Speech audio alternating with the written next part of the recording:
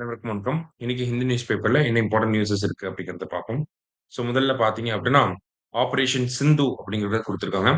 Operation சிந்து அப்படிங்கிறது பார்த்தீங்கன்னா, நமக்கு ஈரான்ல இருக்கக்கூடிய இந்தியர்கள இந்தியாவுக்கு கூட்டிட்டு வர்றதுக்காக போடப்பட்ட ஆப்பரேஷன் தான் ஆப்பரேஷன் சிந்து அப்படிங்கிறது. முதல்ல ஆப்பரேஷன் தேவி சக்தி அப்படிங்கிறதுல நம்ம ஆரம்பிக்கலாம். சரிங்களா? ஆப்பரேஷன் தேவி சக்தி அப்படிங்கிறது ஆப்கானிஸ்தான்ல இருக்கக்கூடிய இந்தியர்கள கூட்டிட்டு வர்றதுக்காக.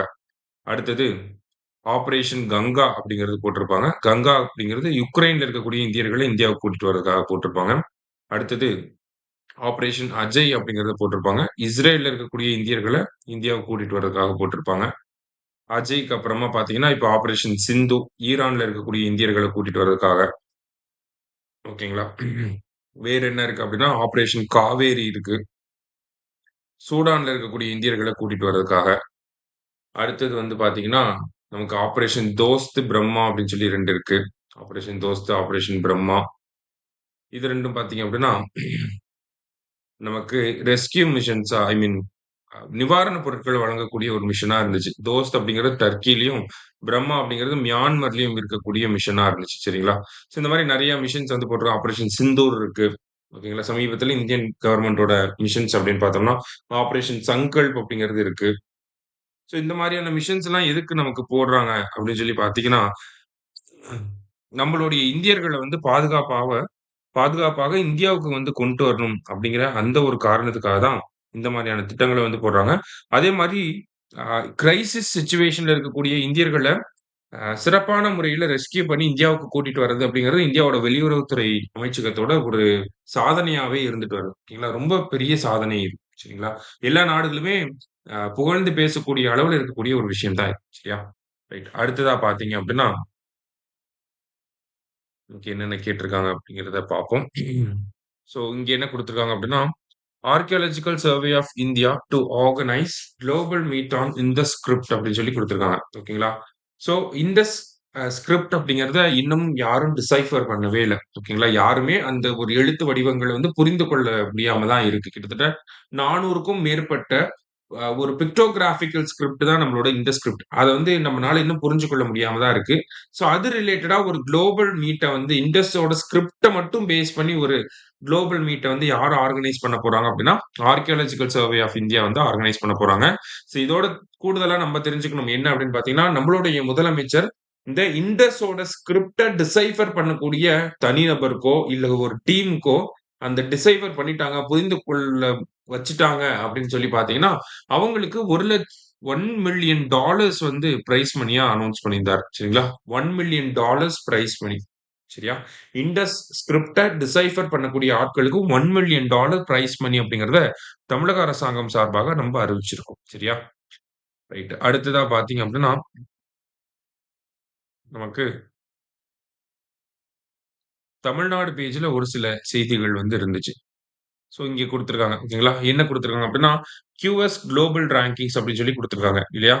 QS யுனிவர்சிட்டி ரேங்கிங்ஸ் அப்டிங்கிறது வெளியிடப்பட்டிருக்கு. 2026 ரேங்கிங்ஸ் அப்டிங்கிறது இந்த வருஷம் வெளியிடப்பட்டிருக்கு. சரியா? அந்த வகையில பார்த்தீங்க அப்டின்னா, வேர்ல்டுலயே டாப் யுனிவர்சிட்டியா யார் இருக்காங்க அப்டின்னா, MIT ஓகேங்களா? Massachusetts Institute of Technology. அதாவது 14வது முறையா இவங்க தான் வந்து டாப் எஜுகேஷனல் இன்ஸ்டிடியூஷனா வந்திருக்காங்க. ஓகேங்களா? 14த் டைமா இவங்க தான் டாப் எஜுகேஷனல் இன்ஸ்டிடியூஷனா இருக்காங்க. 2ண்ட் பிளேஸ் வந்து பார்த்தீங்கன்னா, இம்பீரியல் காலேஜ் ஆஃப் லண்டன். ஓகேவா? Imperial College of London. அவங்க தான் வந்து 2ண்ட் பிளேஸ்ல வந்து இருக்காங்க.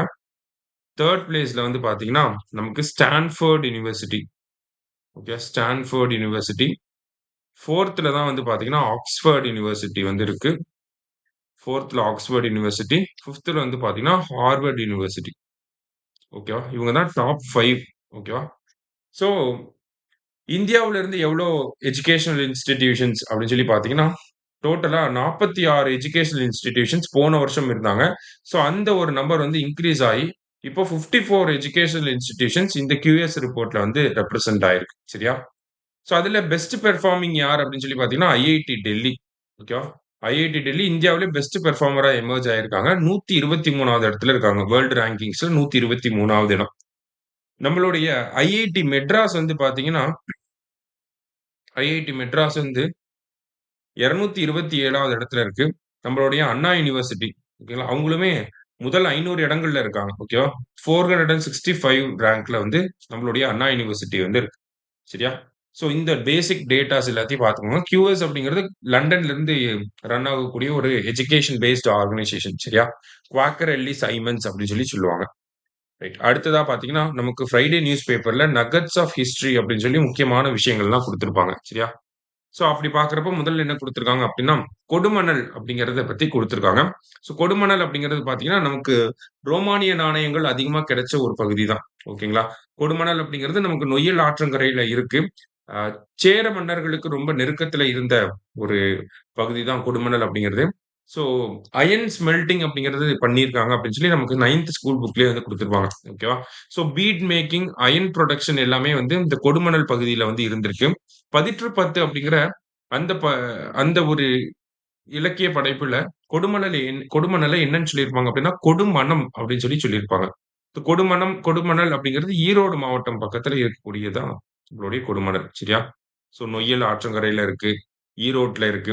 இது வந்து பார்த்தீங்கன்னா, located on the ancient trade route linking Karur, the Chera capital with Musiri in the present day Kerala. So கரூரையும், முசிறியையும் இணைக்கக்கூடிய ஒரு முக்கியமான சிட்டியா என்ன இருந்திருக்கு? கொடுமணல் அப்படிங்கிறது அந்த காலத்துல இருந்திருக்கு அப்படின்னு சொல்லி குடுத்திருக்காங்க. ஸோ அங்க வந்து bead making and iron production எல்லாமே வந்து பீக்ல இருந்திருக்கு அப்படின்றத நம்ம புரிஞ்சுக்க முடியுது.